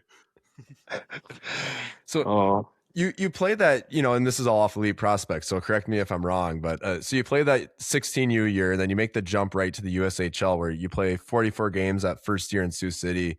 Looks Sioux like Falls. Sioux Falls. Yeah. And it looks like Smitty was also on that team. And then, how does a kid playing in LA kind of end up in that area? Was it like difficult to kind of was there a lifestyle culture shock? That was hard. It was actually really hard. It was my first time living away from home, moving away from home. I was 17 years old. I was going to my senior year of high school. It was hard. It was the COVID year. It was, so we were really isolated. We got 2-week quarantines, contact trace. We'd be like stuck in the basement, and like living with a kid from Minnesota, Mario Gasparini, and Carter McNarland from Canada, and it was just like it was honestly a culture shock. Like I'd never lived in the snow. I'd never like been in a blizzard, and it was so like uptight that year. I didn't go home for 8 months. I didn't get to go home for Christmas because COVID and everything. So it was like it was hard, but I mean that was a big part of my development and like part of me maturing. Like that's I don't know, learned how to do my own laundry, like but seriously, like a lot of the little things I did learn how to do, like living away from home and becoming more independent at that age. It helped tremendously, but it was like it wasn't easy. It was hard. I missed home. I missed my family, and especially going from California to Sioux Falls, it was so flat there, no mountains, nothing. I was like, oh my, got stuck in a blizzard one time. It's like, what is this place? But no, it was the hockey part of things was great for my development. Yeah. Shovel a driveway for the first time in your life. shoveling in moccasins. I remember like my Bella mom sent a picture to my mom. She's like, "What are you? Like, you're such an idiot. What are you doing outside in moccasins?" Oh wow, I don't have snow boots, Mom. Your family get out when you guys are out in California? They get out to the games out there then? Yeah, my dad actually just moved to Miami this summer, so it's Gotcha. just my mom in California now, and she came out with my stepdad to Nice. California. Yeah, so saw her. It was nice. Good to break it up. So I went to Miami over Christmas. I didn't get to go home to California, so it was kind of like Yeah, I didn't get to see my mom over Christmas, so it was nice. Got to have some dinner with her, spend a few days with her, but that was that's really sweet. nice. Yeah, I bet. Chad, what do you got? So you got injured in the Wisconsin series, ended up missing, I think, like 15 games. Yeah, What- 7 weeks. What does that do to a player? Both, I mean, obviously there's the physical aspect of getting healthy again, but the mental aspect of not really knowing maybe your timetable and, being really wanting to get back out on the ice. How do you work your way through that? It sucks, honestly. It's hard right away. It's hard. Like your mind starts to jump to all the negatives. Like, you start firing all these negative things off your mind. Like, what did I just do? It's like is my season over, is my career over, all these negative things. But I've dealt with injuries a lot. I've had 2 wrist surgeries. I actually had a wrist surgery after my first year in Wenatchee, and then I played a full year on it. My freshman year at Western, I played 10 games, and they figured out my bone never fully healed, that the surgery was botched. Jeez. So I had a medical red shirt, and I got another surgery on it, and I was in a cast for 3 months. I was out for 7 months. So it was like, I've dealt with injuries before, and like surgery definitely prepared me for that. And it's more just like, it's all how you perceive it. Like I've grown so much mentally. Like you said, the mental part of it it's so important. And Yeah, I started reading, tried to dedicate my time, and like try to find other little aspects to grow, because that stuff it's either you come out of it stronger, or like it kills you. You're done. Like you got to find a way out of it. But I mean, I've dealt with a lot of injuries, and it like to finally like get an opportunity and be in a spot here, to be on such a like great organization and coaching staff and such a good community, and like to get that taken away from you. And like after the 3rd game of the year, yeah, it hurt. It hurt a lot, but it was like the coaching staff, everybody was so good here. The support staff was so good. Brett Nelson, like our trainer, and Matt Schmidt, these guys are so on top of it. Like they gave me a timetable, and we worked through it together. They were there every step of the way. Like it was they made it easy on me, honestly. But like it is hard mentally. It's you train your whole life for these moments, and especially in the middle of the season, it's just the worst time for that to happen, to miss 7 weeks. But it's like I'm so grateful just to even have the opportunity to be playing right now, be healthy. So I'm like I'm super grateful for where I'm at right now. Awesome. And are you kind of helping? Obviously, there's some other injuries on the team. Are you kind of talking to those guys too, just try to keep spirits up a little bit? Yeah. When I first got injured, I was in the gym with Easton Houston. He was going into a double hip surgery, and it's like you never know what. Yeah, it's you always like you tend to always think about yourself and me, but it's like guys have it way worse than you think. It's like, okay, that kind of helped me. I was like, I'm back in 6 weeks, whatever it is, and this guy hasn't had a practice with us all year, and he's a freshman. He's got to go through a double hip surgery and got to go through a year of rehab. Like it could be a lot worse. Like I'm fortunate I don't have surgery. And then Felix 2 weeks later tore his ACL, and he's out for the year. It's like, I'm fortunate to be in the position I'm in. Right. Yeah. It's that was a crazy couple of weeks. They're just dropping like flies. Chad, looked like you were gonna chime in there. No, I'm good. No, okay. Thank you. Juts, what do you got? Yeah. So, what does a game day look like for you? Like stereotype or what superstitions? Not Stereo. stereotype. Sorry. Superstitions, stuff like that. I'm not too superstitious, honestly. I think it's different on the road. I love playing home games. I've only played 4 home games this year. Yeah. But I love a home game. I'm trying to think of any superstitions. I tape my stick in the stands. That's really it. And then I like to, right after warm-ups, I'll get in the hot tub, and then I'll dunk in a cold tub real quick. Really? Okay. That's really it. I bring my lucky rabbit's foot to every game, so I'll put that in my stall, have my lucky rabbit's foot with me, just watching over me. Seriously, that's Hold on. every game. That's really my only superstition. No, I'm not superstitious, but I have a rabbit's foot. Yeah. Yeah, Well, I mean, yeah. I gotta I've been call doing you that out on since- that one.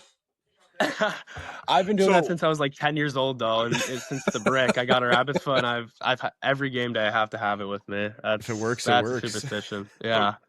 You get fully undressed after warm-ups, dunk in a hot tub, the cold tub, and then get fully Oh, dressed again. no. Off ice warm ups. Like after we after we okay. stretch in the concourt. Okay. That'd be fun. That'd be insane. No. I'm like, I don't do that's that. No. wild. There's just a puddle around you on the blue line when you guys are standing there. It's just still wet. Yeah, literally. No, that's not. Are you ripping a pregame nap, or are you not a pregame nap guy? Yeah, I am actually. I do. Nice. On the road, yeah. I guess wherever I am, I usually try to give myself like an hour and a half time slot, but I'll usually nap for like an hour or so. Yeah, I nap and then I take a quick cold shower, just wake me up right after the nap, and that's it. I like to go on a walk too, right after I eat, digest the food a bit, but. Yeah. So yeah, maybe I am more superstitious than I think. I guess I haven't really thought through, but I do the exact every game day's got to be like that. So I guess I am pretty superstitious. Pretty superstitious. Yeah, I didn't think I was, but yeah. glad we could talk it through. Yeah, like my therapist. Yeah. Better help, but on Chattin Mavericks. So last year, Western eliminates Mankato in the first round of the NCAA tournament, and not long after that, you're on the team that you eliminated. Was it ever weird for you being a part of a program that just ended the Mavericks season, and then you're on that team, a few weeks later there? Yeah, it was a little bit weird, and I don't know. It was weird, but it was like, this is like, I talked with Strando and like, yeah, and my coaches at Western were so good about the process, and like, nice. They like, it's gonna be for the best, this and that. Like, we can help you find a team. They were, you're part of this national championship team. You use our facilities, whatever, and they were great about it. And I have nothing but respect for the coaches there and here. But it was like the golden opportunity here. It was such a no-brainer coming here. It's like I can't miss this opportunity. Like, I had such great talks with the coaching staff, and I've heard nothing but good things. I talked to a former captain too, Nick Rivera. I called him, and it was just like another California boy. Yeah, exactly. It was such an easy decision. And then I had committed here, and then we were still kind of on our championship bender a little bit, and we were talking I went to dinner with Lemmy one night, and he was talking about it because he was also in the portal, and he's like, got offered from Mankato today. I was like, dude, like, what are you doing? Like, we like, let's go. This, like, we like, what are we doing? Like, let's do it.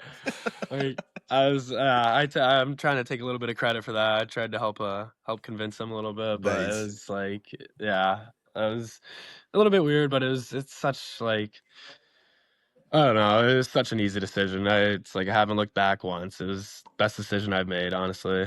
So easy.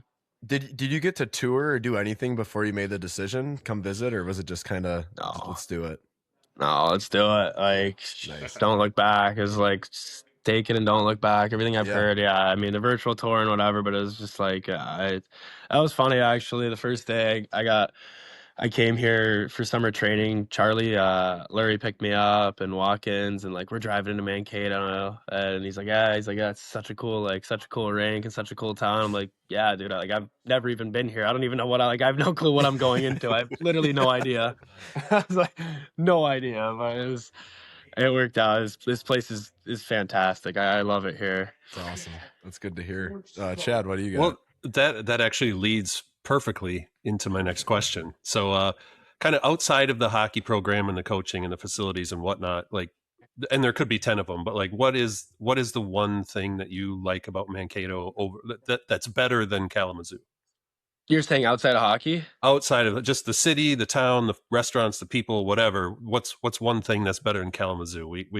There's gotta be one thing. It's honestly, the number one thing is the people. It's how welcoming the people are. When I first got here, the people it was so easy. Like, I was a little bit anxious, and I was kind of worried transferring. Like, the only person I knew was Lemmy coming in. Is like, I don't know who I'm, like, all these Canadians I'm living with. I don't know these guys I'm living with. Like, just, you kind of hear about them through the grapevine, but it was like, I was so worried, but everybody was so welcoming and made the transition so easy. And like, just these people around town, like like you guys and Shelly and like these people I'm meeting, everybody's, it's like, you know, you make it feel like home. You make it like right away. It made the transition so easy. That was the number one thing for me though. Yeah, the people. Shelly's People the make the best. place. Yeah, Shelly's yeah. amazing. Yeah. Mhm. We The, got lumped in the with lunatic Shelly. I in the don't USA think jersey we on the deserved Jumbotron that 4 one. times. That guy can go. What do you got, Chuts? No, I was just saying him Oh. lumping us in with Shelly is like there's Shelly and then there's us. Yeah. There's a big gap there. Shelly's great with things. Oh, she's over the top. She's unbelievable at what she does. She goes out of her way. Like when I was injured, actually, too, me and Finn had hurt his back. She dropped off a whole package of all these like That's awesome. holistic things, like I don't even know, rocks and I don't even know, like but Crystals. Voodoo unbelievable. dolls. No, but and just like all these superfoods and fruits and Nice. vitamins and tea, and she's just so unbelievably good at what she does. Yeah. I was like, I have a cough, and she gave me this thing, and I was like, I haven't not coughed in like 3 years, and it went away. Yeah. I was like, oh. I don't know what kind of witchcraft she's running, but she knows what she's doing. Seriously. Be essential extra oils. careful with what you're putting in your body. We've had some issues with that with some I former trust her, players. yeah. Right. I trust her though. Absolutely. Yeah, I don't think anything bad's in that poutine at Mavericks. That's all pure. That's all pure That's some good ingredients there. shit. It's a huge plate of poutine. Credit to us. Yeah. That's our only contribution is the poutine. That's all we did. That's the only thing we did here. Stuff's good though. Worked out well. So, points in 3 of your past 5 games, including a 2-goal game against Augie. I mean, you feel you're getting back into things, kind of getting into a flow state, coming into a pretty important stretch of games here. Yeah, 100%. Sweet. That's like, I mean, it's kind of funny. It's my 3rd year of college and I've only played 25 games of college hockey, which is it's hard to believe. Dealt with a lot of injuries and ups and downs. It's been a long journey, but yeah, that's the biggest thing. I mean, it's just repetition through practice and games. But yeah, I'm definitely. There's 4 regular season games left, but I feel like where I'm at and where the team's at, we're all playing our best hockey right now. I do feel like I'm finding a flow state a bit and finding my groove. Yeah. So, do you have 2 or how many years do you have left? Because you said you medically redshirted. Yeah. So after this year, I still have 2 years. I'm basically I'm a redshirt sophomore this year technically. Okay. Oh, nice. Nice. Yeah, got some time. Plenty of time to eat some more poutine in the next few years. Exactly. You get it. Awesome. Chad, you got one? So just wanted to go. We've been talking about food. We've been talking about California. So let's put those together. And when you boys went out for the Cactus Cup, did you give a little tutorial on In-N-Out Burger and how to order and how that works? That's funny. Yeah, we were split up like by jersey numbers in one of the vans, and always like we can't not go to In-N-Out. Like we have to go to In-N-Out. The boys like you gotta experience it. It's a bit different for me. I feel like I grew up with it. It's like almost nostalgic eating it. Like that's always the first thing when I hop off the plane. My mom knows, picks me up from the airport before we get home. I like every single time I stop at In-N-Out. I was teaching the guys, put them on the secret menu a little bit, getting some Flying Dutchmans and some Scooby snacks, some Neapolitan shakes. Oh, jeez. Oh yeah. What's a Scooby snack? I heard the other. This shit's crazy there. I don't know. It's like I don't know. The menu's endless. I swear. That's awesome.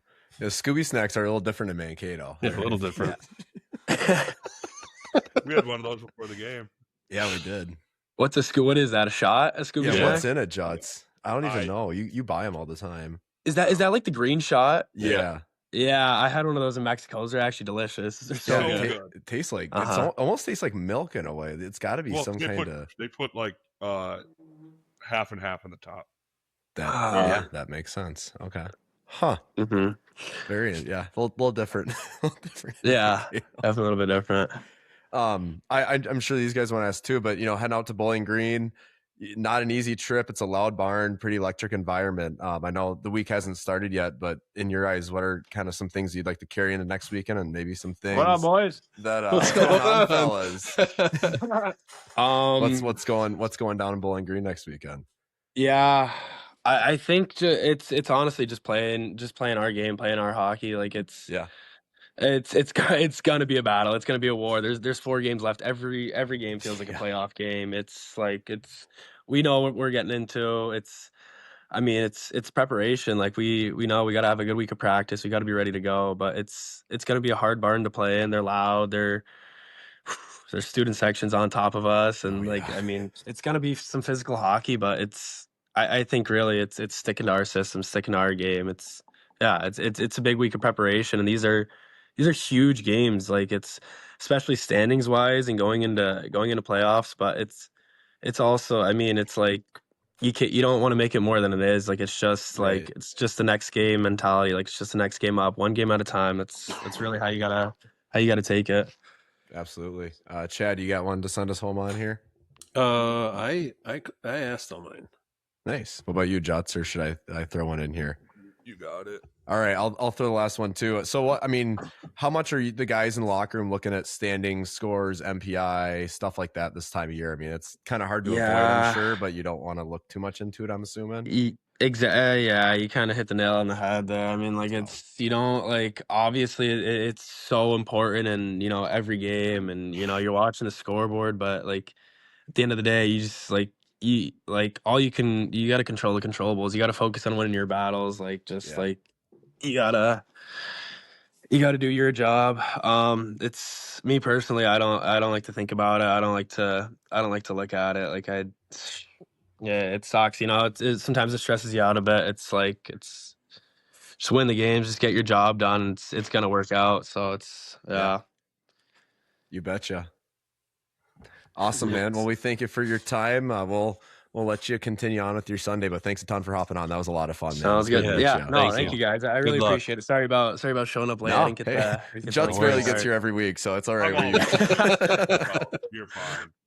All right. Awesome. Thanks, guys. Appreciate Take it. it easy. Thanks, man.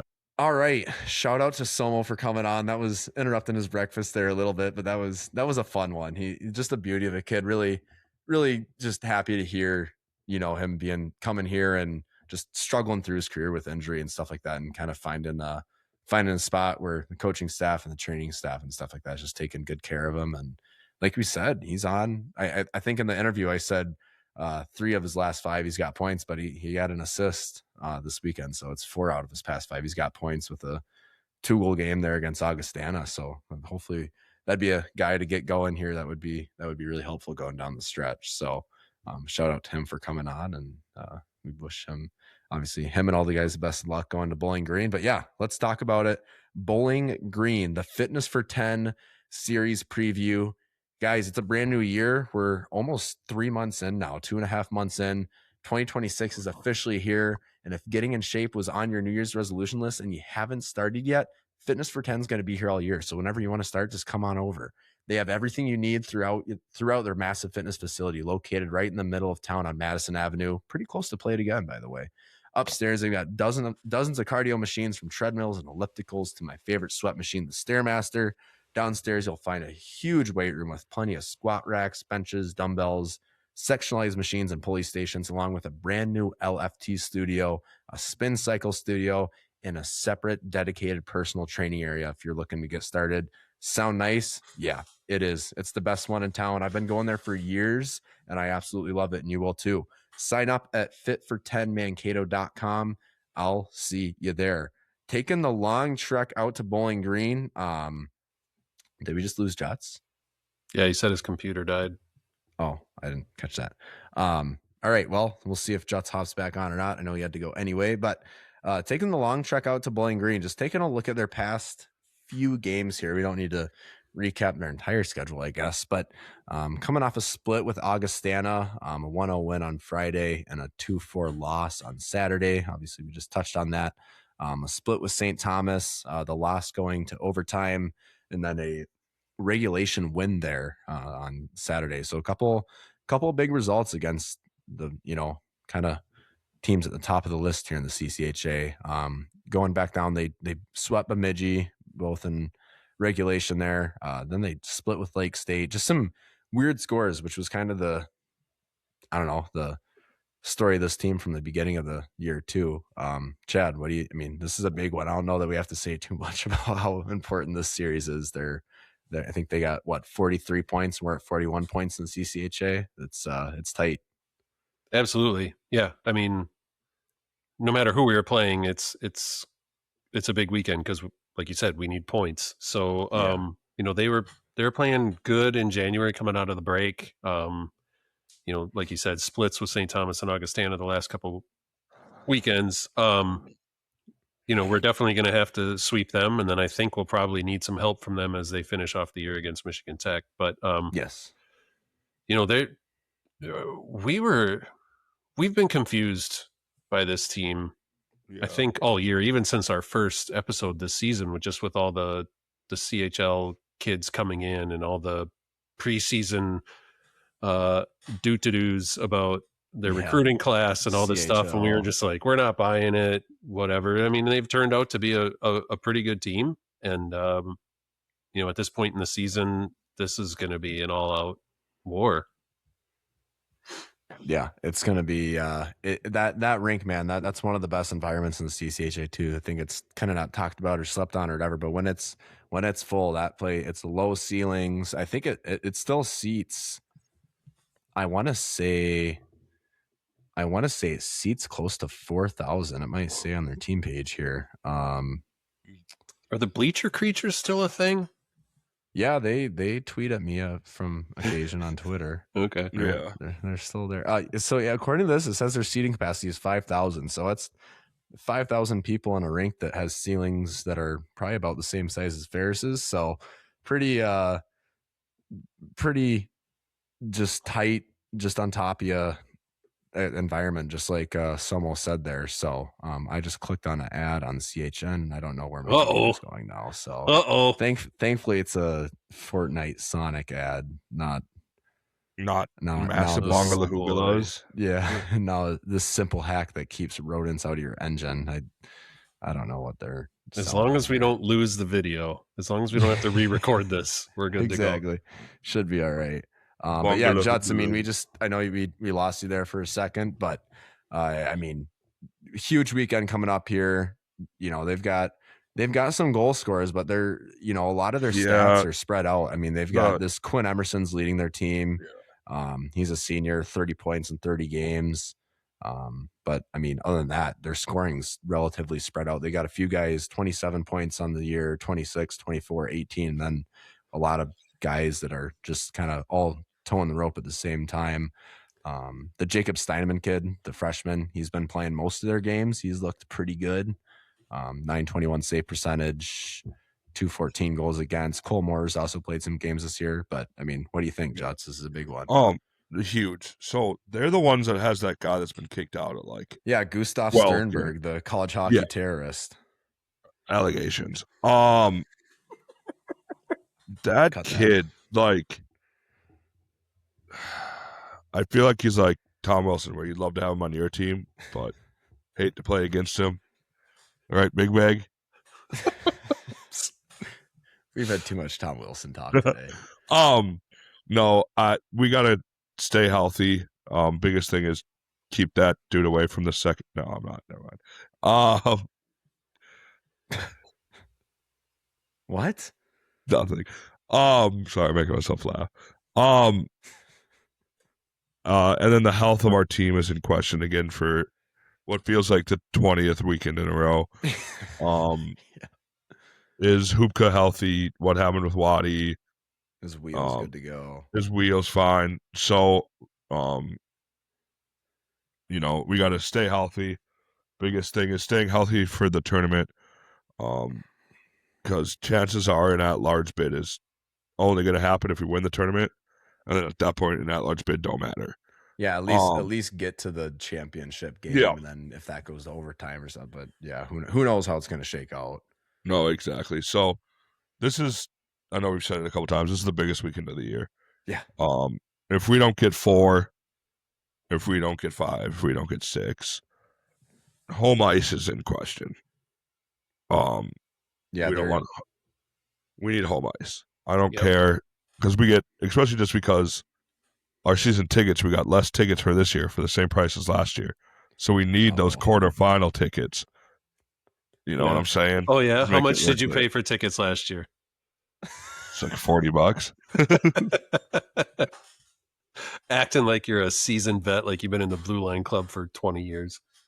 I mean, I've been in 217 I- for 30 years. I've been in it for I went to games since I was in diapers, blah, blah, blah. I've Oh, been in yeah, it for there you go. 15 years. Yeah. I've been in it longer than you have, Yeah. Okay. boomer. No, you haven't been in it longer than I have. I used to have to check in when I was like 12. I was in the Blue Line Club. Your parents were in the Blue Line Club. My name was on the list. Cam's name wasn't even on the list for voting it on Friday. How many lawns did you mow to contribute to your Blue Line Club tickets? Like 6 or 7. Okay. Sorry. That's on me for going down be a that long rabbit pod hole. here. No, this is a huge weekend. These will be the first games I don't watch. So hopefully the condensed version is on Midco. I'm not It's not optimistic. going to be. It's not gonna be. So Today's was this morning. The last night's game was on Midco. The nails game, so that was cool. I'll write a letter. Hopefully they'll put They it on put a there. 4-minute version on Twitter. If you've seen that. That was on that was not. Honestly, last day, like you could have just shown overtime, and just that would have been the only pretty highlight. much a couple of Alex Tracy saves, a couple of Hildebrand saves, and then that's pretty much the game. Yeah. So, but yeah, no, very, very big series at Bowling Green. Yeah, can't emphasize that enough. And like you said, we'll be starting on Midco. Our games will be on Midco, so hopefully no problems there, and we're able to watch those games in peace. Would be ideal. So we got a lot of X questions, so let's get through them because I know Juts is very, very busy on Sunday, so we got to get him out of here. Papa's birthday dinner tonight. ZXRSSR11 is asking if we got any word on Hupka or any other players that are currently out. Nope. No word on Hupka yet. I would assume watch for Strand's press conference in the middle of the week. I'm assuming if there's any information that comes out on that, we will find out there. If not, we'll find out at 5 or 6:05 on 6:07 on Friday if he's in the lineup or not. As for Waddy, that nothing there. Wheels came back, so hopefully that means he's good to go. But yeah, we'll see. Derek Gorney, I'm just gonna kind of fire these off, guys, because we got a lot of them. Derek Gorney, Mavs didn't look over the way they wanted to go to the dirty areas a lot of the game. But Bemidji was good at keeping us to the perimeter most of the times this weekend. Need to cash in our chances. Yeah, we talked about that. It's like Waddy on Friday and Zeddy on Saturday just look, or reverse that. They just both look snake bitten the shit. Like the chances were there, like you said, Chad. Don calling 3 goals that weren't actually goals. It's there. Speaking of snake bitten, sweet new profile pic for Derek Gorney. Yeah, that's what I was saying. That's what I was thinking too. Oh yeah, what is it? It's got the Minnesota loon biting the head off the don't tread on me snake. That is kind of cool. That's awesome. Yeah, but I mean, I don't know. You got anything on that, Juts, Chad? I mean, yeah, I agree. Covered that. Yeah. Dylan Cotton, I don't believe that Dylan has commented, so thank you for commenting. Yeah, first time commenter. Thank you for coming to our TED Talk. Tough to see Liam Hupke get injured Saturday. Could have been an arm or shoulder injury.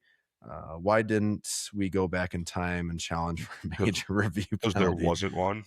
Yeah, I don't think that there was one there, unfortunately. But yeah, I mean, it seems to work for everyone else, so I guess why not give it a shot? The one thing I will say, it was Riley Funk that hit him, and last year he was like one of their better players.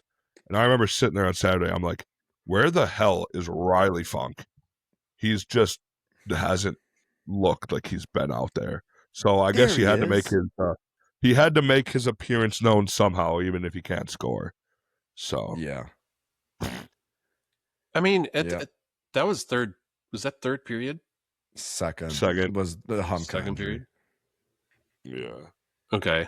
I mean, it's kind of a valid question. Like, why? I wouldn't mind a challenge there. Like maybe they see oh, his stick did make contact with his head, so you get a contact to head cross-checking major. Maybe I don't know. I mean, in this league where you don't take a penalty if you're wrong, if you need to stop some momentum, or I mean, that seems like a great opportunity. Maybe in the second, maybe it's a little too early because you don't know if you'll need it in the third, but certainly worth considering, and I'm sure they did. Yeah, Somebody was looking at it. Yeah, I agree. Yeah, I don't know. I would have liked to see a challenge on it. Maybe look now thinking about it, but I mean, can't do it now. Steven, felt like the Mavs played really well this weekend. I thought they controlled the game both nights, but they have to start scoring. It's honestly a joke at this point. Only scoring once all weekend against mid-ass Bemidji has put my hopes of the season back in the gutter. Yeah, I mean, scoring's frustrating. I mean, like we've been saying all show, just the amount of chances that we had that just didn't go in is probably the most frustrating part of the weekend. But yeah, I don't disagree. Scoring's been frustrating this year for sure.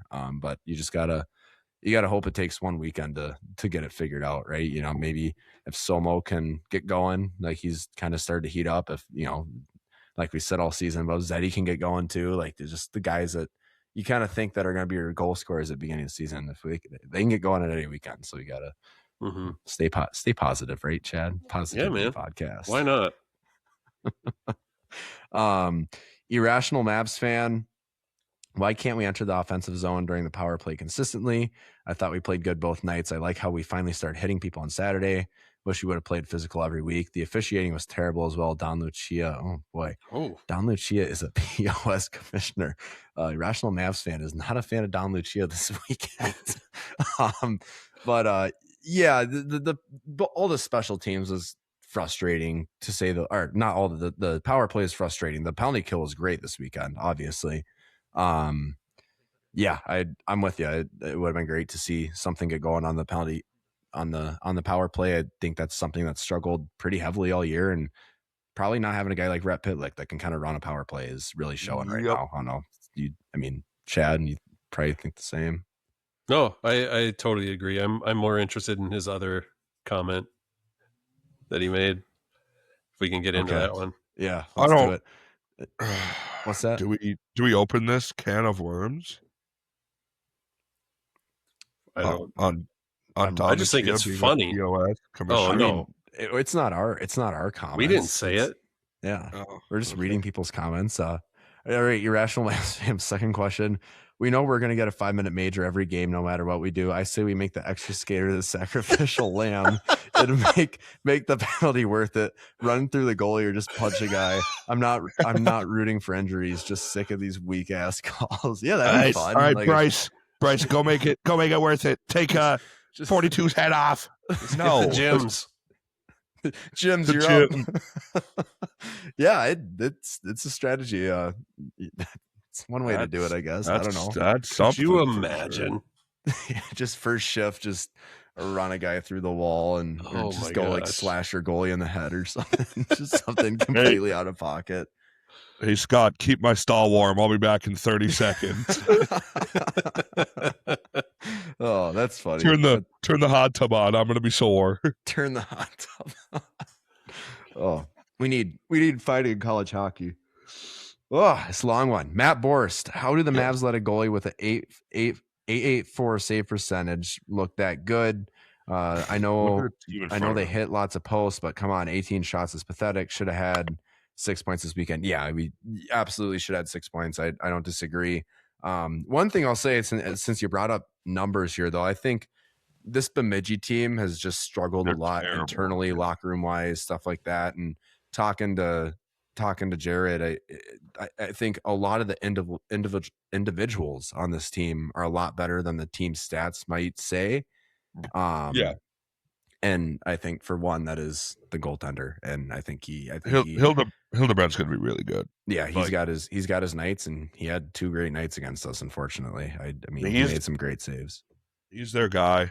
He'll be a pain for 3 more years. Yeah. Bemidji always seems to have good goaltending. His numbers don't. And like Jared said, confidence. You give that kid confidence, and he'll play like a Yeah. Rick, you're fine. Last one here from Nick Mueller, and then we're done because we're almost at 2 hours here. But a classic Beavers Christ, Cam. Words A hard. classic Beavers versus Mavericks weekend right there. Both teams like to suffocate you defensively. I'll take 4 points, I guess. Just I'm assuming he meant wish here. Just wish we would have rewarded Tracy. Technically had 2 shutouts, but only gave him 1 win. Yeah, we kind of said that earlier in the show. Totally agree there. We continue to add more and more D1 hockey programs to the tourney, but the tourney is stuck at 16 teams. How do you guys feel about expanding to maybe 20 to 24 teams in the tourney?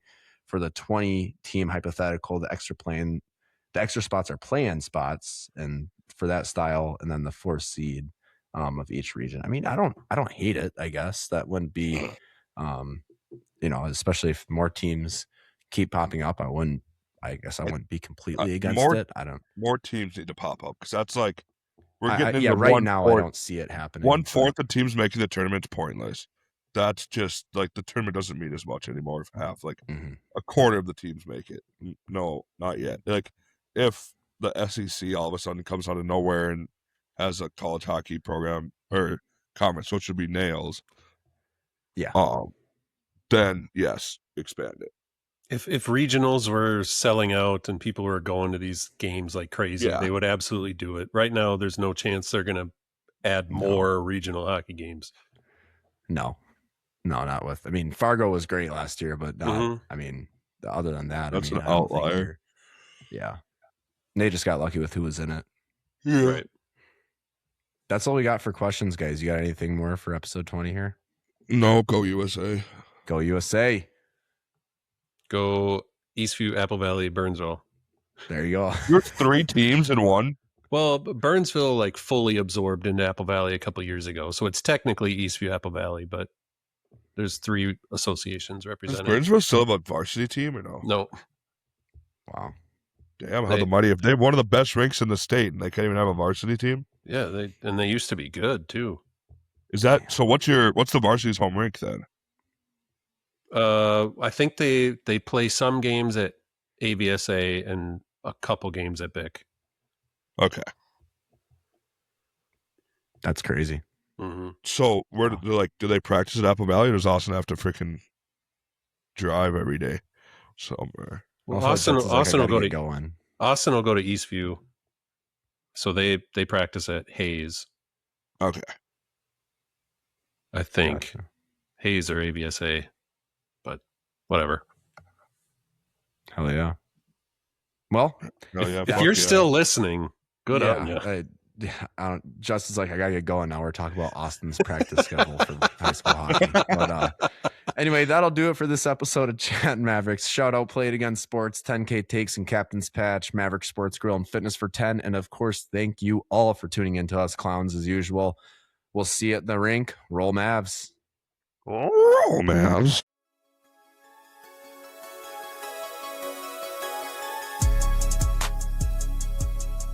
Thank you for tuning in to the Chattin' Mavericks podcast. Please be sure to leave a review, subscribe, and share. Roll Mavs.